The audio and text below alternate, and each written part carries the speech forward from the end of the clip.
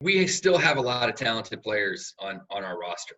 I think that the fact that we're coming in not only with the same group that we left with, but also with some additional pieces, we feel like we've got a group that can contend. When I look backwards to where we were at the end of the season last year, I think we had the best record in the National League for the last 60 games of the season last year.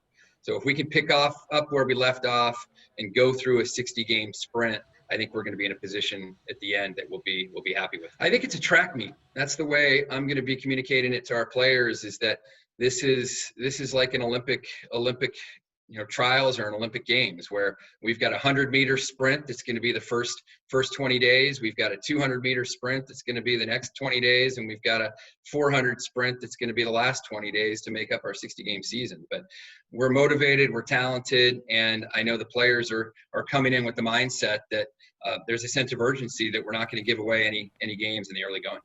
Cess is an incredible athlete.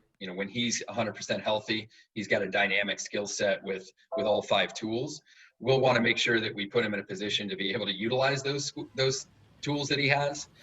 From an overall lineup construction or even a roster usage, workload management is going to be very important, especially early on in the season.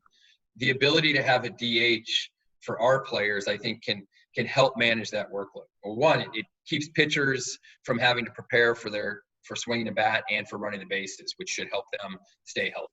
And for the position players, we've got Cespedes, J.D. Davis, Dominic Smith, Robinson Cano, Jed Lowry, and the list goes on of the types of players that can have the offensive profile to be able to take at bats as a designated hitter.